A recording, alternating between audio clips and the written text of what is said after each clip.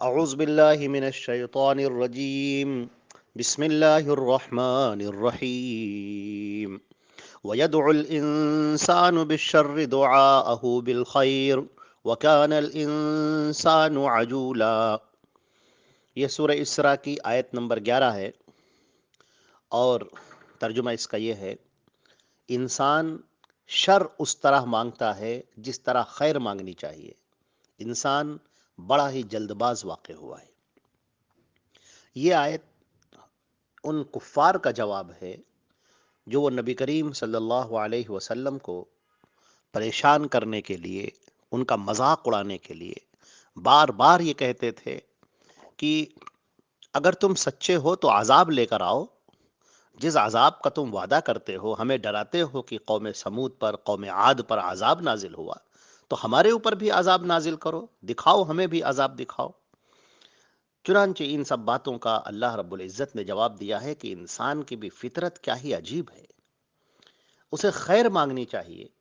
اللہ سے خیر کا مطالبہ کرنا چاہیے، اچھائی کا مطالبہ کرنا چاہیے، بھلائی کا مطالبہ کرنا چاہیے، اپنے لیے، اپنے اہل و عیال کے لیے، اپنی قوم کے لیے، اپنے علاقے کے لیے، اپنے وطن کے لیے اسے اچھائیاں مانگنی چاہیے، نہ کہ وہ مطالبہ کر رہا ہے کہ وہ عذاب اللہ نازل فرما دے۔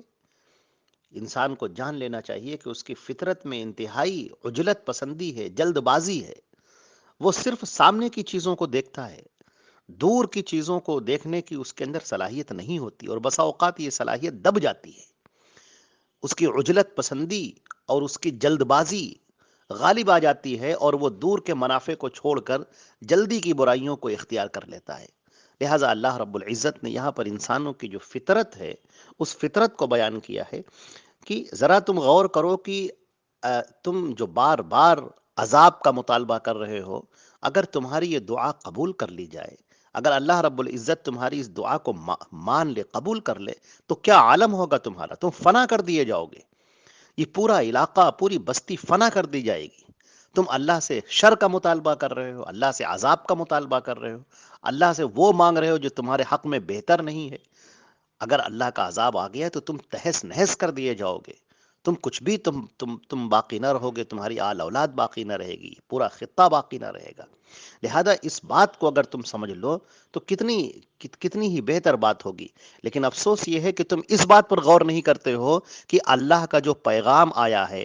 حضرت محمد مصطفیٰ صلی اللہ علیہ وسلم تمہارے سامنے جو دین پیش کر رہے ہیں، جو اللہ کا پیغام پیش کر رہے ہیں، تم اس پیغام پر غور کرو، تم ان ہدایات پر غور کرو، اللہ کے اترے ہوئے پیغام پر غور کرو۔ بندہ اللہ رب العزت اپنے بندے سے مخاطب ہے، اللہ رب العزت اپنے بندے کو ہدایت کی راہیں بتا رہا ہے، اللہ رب العزت بندے کو کامیابی کی، کامرانی کی، سربلندی کی، عزت کی چیزیں بتا رہا ہے،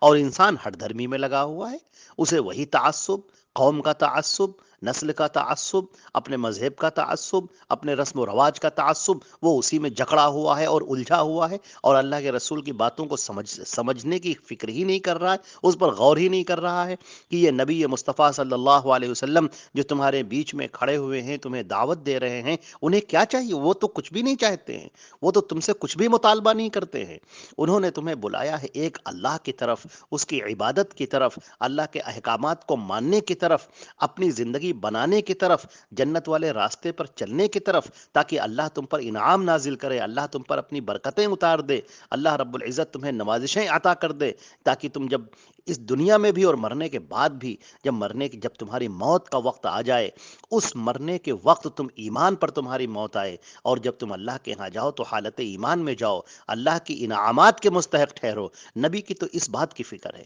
ایک مرتبہ ہمارے نبی پاک حضرت محمد مصطفیٰ صلی اللہ علیہ وسلم نے فرمایا کہ میری مثال اس طرح سے ہے جیسے کسی نے شمع روشن کی، ایک شمع جلائی، پرندے جو پروانے ہیں وہ دور دور سے آ کر اس پر گرتے ہیں، نثار ہوتے ہیں اور مر جاتے ہیں۔ میری مثال اسی طرح سے ہے، میں تم میں سے ایک ایک کو کمر سے پکڑ پکڑ کر جہنم سے نکالنے کی کوشش کرتا ہوں، لیکن تم ہو کہ اسی جہنم میں گرے جاتے ہو، اسی جہنم میں گرے جاتے ہو۔ یہاں پر انسان کی ایک فطرت کا ایک بہت بڑا پہلو اجاگر کیا گیا ہے کہ یہ جو لوگ بار بار اس کا مطالبہ کر رہے ہیں کہ اللہ انہیں عذاب دے دے، اللہ انہیں سزائیں دے دے، اور جیسے کہ سورۃ الحج میں بھی فرمایا گیا وَيَسْتَعْجِلُونَكَ بِالْعَذَابِ، وہ تم سے عذاب میں جلدی کرتے ہیں، اور وہ یہاں تک کہ سورہ انفال میں ذکر کیا گیا ہے آیت نمبر 32 میں کہ یہ ابو جہل وغیرہ تھے، انہوں نے اللہ سے باقاعدہ دعا کی، کہنے لگے کہ یا اللہ اگر اسلام واقعی حق پر ہے تو ہم پر پتھروں کی بارش برسا یا کوئی عذاب علیم بھیج دے۔ کتنی عجیب بات ہے کہ اگر اللہ رب العزت اگر اتنا رحمان الرحیم نہ ہوتا، ارحم الراحمین نہ ہوتا، بندوں کے لیے اتنا مہربان نہ ہوتا، بندوں پر اتنا کرم کرنے والا نہ ہوتا، تو یہ کب کے ہلاک ہو چکے ہوتے۔ لیکن اللہ انہیں مہلت دیتا ہے کہ یہ واپس پلٹ کر آ جائیں۔ اچھا، اس آیت کی ایک تفسیر اور بھی کی گئی ہے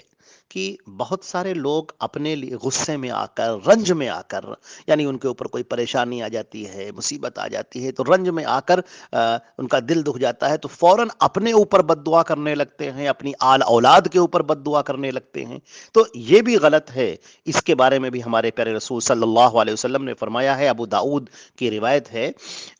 لا تدعوا على انفسكم ولا تدعوا على اولادكم ولا تدعوا على خدمكم ولا تدعوا على اموالكم لا توافقوا من الله ساعة نيل عطاء فيستجيب لكم۔ اپنے آپ، حضرت جابر کی روایت ہے، اللہ کے رسول صلی اللہ علیہ وسلم نے فرمایا اپنے آپ پر بد دعا نہ کرو، اور اپنی اولاد پر بد دعا نہ کرو، اور اپنے نوکروں چاکروں پر بد دعا نہ کرو، اور اپنے مالوں پر بد دعا نہ کرو، ایسا نہ ہو کہ تم کسی ایسے وقت میں دعا کر بیٹھو جس میں مانگی ہوئی چیز دے دی جاتی ہے اور اللہ تمہاری وہ بد دعا بھی قبول کر لے۔ آج ہم یہ دیکھتے ہیں کہ بہت سارے ماں باپ جو ہے اپنے بچوں کو بد دعا دے دیتے ہیں کہ اللہ اسے ہلاک کر دے، اللہ اسے مار ڈالے، اللہ اسے اٹھا لے، اللہ اسے بیماری میں مبتلا کر دے، اپنے مال کو بد دعا کرتے ہیں، اپنے اوپر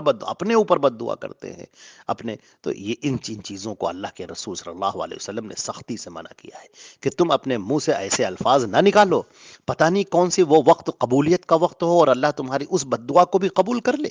اور پھر تم ہی اپنے آپ پر پریشان ہوگے، بعد میں رنج میں جو ہے رنج ہوگا، پریشان ہوگے اور مصیبت میں آؤگے۔ تو اللہ کی مہربانی ہے کہ اس نے تمہاری بد دعاؤں کو جو ہے وہ چھوڑ دیتا ہے، لیکن ذرا سوچو کہ اگر وہ دعا قبولیت کا ہو جس میں اللہ نے جو ہے قبولیت کا وعدہ کر رکھا ہو کہ میں سب کی دعائیں قبول کروں گا، اور تم بد دعا کر رہے ہو اپنے آپ پر، اپنی اولاد پر، اپنے گھر بار پر، اپنے مال پر، اور اس طریقے سے، تو ایسا مت کرو، ہرگز یہ چیز مناسب نہیں ہے۔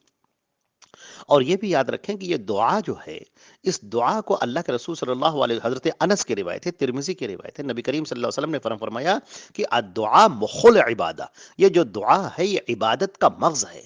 دعا ایک عظیم دروازہ ہے جہاں سے لوگوں کی تمام مخلوقات کی مشکل کشائی ہوتی ہے۔ یہاں مخلوقات کی جو ضروریات ہیں اور لا تعداد اور بے شمار ہیں، اور انہیں جاننے والا صرف ایک اللہ ہے جو قادر ہے، خالق ہے، علیم ہے، رحیم ہے، اور وہی ان ضروریات کو پوری کرنے والا ہے، اور اسی کے ہاتھ میں سب کچھ ہے۔ الا لہ الخلق والامر، سن لو، اسی کا کام ہے پیدا کرنا، اور اسی کا کام ہے اس پوری دنیا کو چلانا، اور جس نے کہا ہے ادعونی استجب لکم، تم مجھے پکارو میں تمہاری پکار سنوں گا، وہ ہر امیدوار کی پکار سنتا ہے،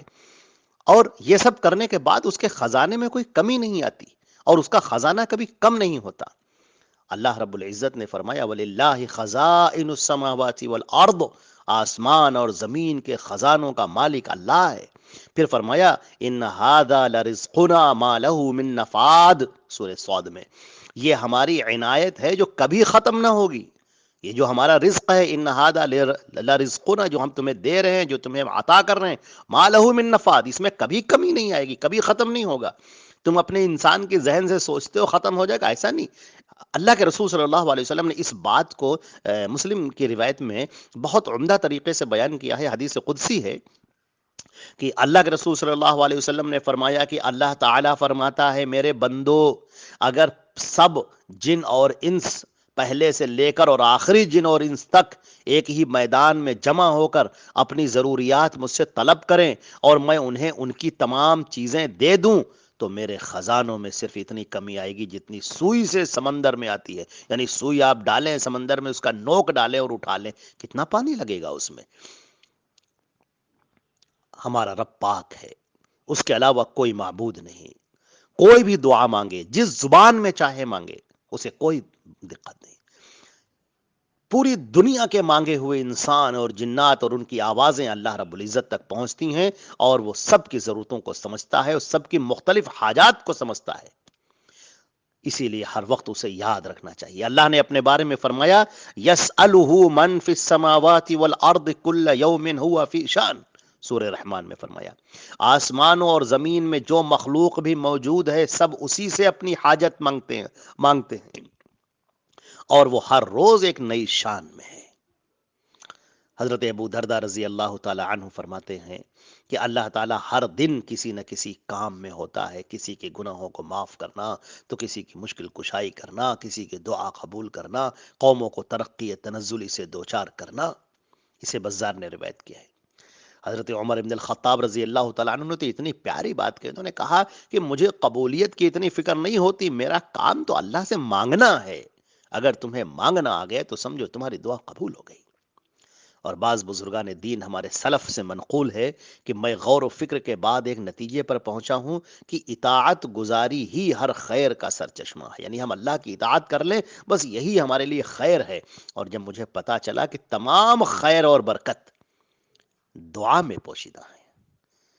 دعا جو بندہ مانگتا ہے اللہ سے گڑ گڑا کے مانگتا ہے، تڑپ کے مانگتا ہے، بےتاب ہو کے مانگتا ہے، اس کے سامنے سجدے میں سر رکھ کے مانگتا ہے، ہاتھ اٹھا کر مانگتا ہے، اللہ سے اپنے دل کو کھول کر مانگتا ہے، وہ جو جی چاہتا ہے مانگتا ہے، اس کی دعا اللہ کے حضور میں ہوتی ہے، اللہ اس کے دعا کو سن رہا ہوتا ہے۔ اور نبی کریم صلی اللہ علیہ وسلم نے فرمایا کہ بندہ اللہ سے دعا مانگ کر کبھی کبھی شرمندہ نہیں ہوا۔ اللہ کبھی کبھی ایسا ہوتا ہے کہ بندہ جو دعا مانگتا ہے اللہ اسے وہی دے دیتا ہے، کبھی جو وہ دعا مانگتا ہے اللہ اس سے بہتر دے دیتا ہے، اور کبھی ایسا ہوتا ہے کہ جو وہ دعا مانگتا ہے اللہ اس کو اپنے پاس رکھ لیتا ہے، اور قیامت کے دن مرنے کے بعد جب بندہ اللہ کے ہاں پہنچے گا اور اس کے جب نامہ اعمال تولے جائیں گے، تو جب سب نامہ اعمال تولے جا چکیں گے تو اللہ تعالیٰ فرمائے گا کہ رکو، ٹھہرو فرشتو، اس بندے کی کچھ نیکیاں ہمارے پاس ابھی اور ہیں جو رکھی ہوئی ہیں۔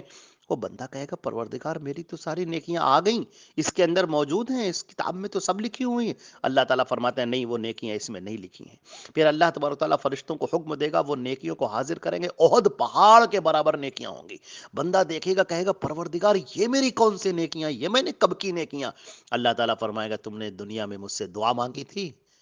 بندہ کہے گا ہاں۔ اللہ تعالیٰ فرمائے گا وہ دعا میں نے قبول نہیں کی تھی؟ بندہ کہے گا ہاں پروردگار، کہا یہ اس کا بدلہ ہے۔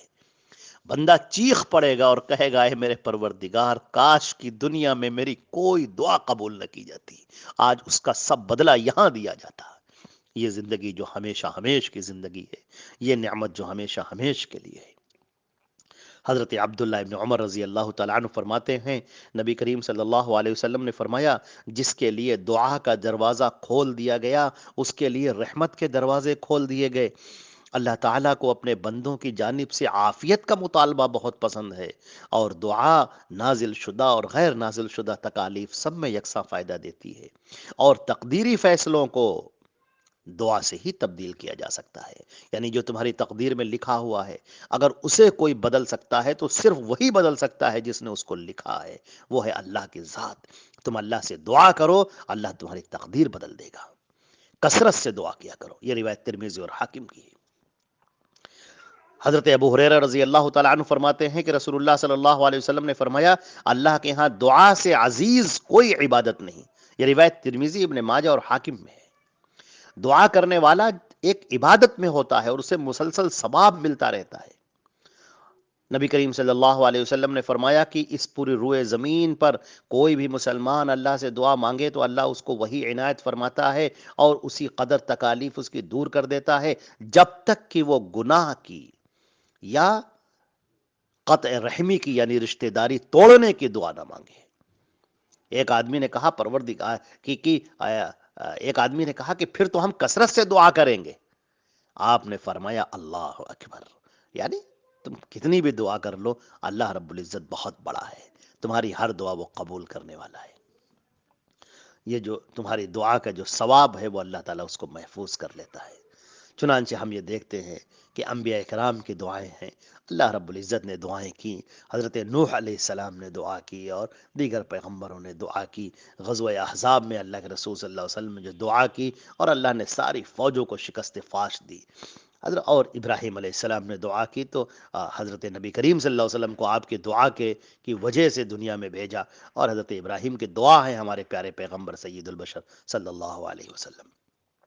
حضرت زکریا علیہ السلام نے دعا کی تو اللہ نے یحییٰ علیہ السلام عنایت فرمایا، ان بڑھاپے میں، انتہائی بڑھاپے کی حالت میں۔ تو کبھی سوچنا نہیں چاہیے یہ جو اسباب ہے اللہ ان کا محتاج نہیں ہے۔ ہم دعائیں کرنے میں بہت پیچھے رہتے ہیں، شیطان مردود ذہن میں وسوسے ڈالتا ہے، ہم برا بھلا کہتے رہتے ہیں۔ جس کے لیے دعا کا دروازہ کھول دیا گیا اس کے لیے خیر کا دروازہ کھول دیا گیا۔ اللہ سے خوب مانگو، اللہ سے گڑ گڑا کر مانگو، اللہ سے تڑپ کر مانگو، لیٹے بیٹھے مانگو، بستر میں لیٹ جاؤ، چادر سے منہ ڈھپ لو، اس وقت اس کے اندر لیٹے لیٹے اللہ سے دعائیں کرو۔ نماز میں کھڑے ہو تو نماز میں دعائیں کرو، سجدوں کے حالت میں دعائیں کرو، اللہ رب العزت کو اپنے دل میں پکارو، چپ کے پکارو، وہ بھی اللہ سنتا ہے۔ چنانچہ اللہ رب العزت سے مانگنے میں کبھی بھی جو ہے کمزوری کا جو ہے اظہار نہیں کرنا چاہیے، زیادہ سے زیادہ اللہ سے دعا مانگنا چاہیے۔ اللہ رب العزت ہم کو اور آپ کو توفیق عطا فرمائے، ہم سب کا خاتمہ ایمان پر فرمائے، اور ہم سب کو جنت الفردوس عطا فرمائے۔ السلام علیکم ورحمۃ اللہ۔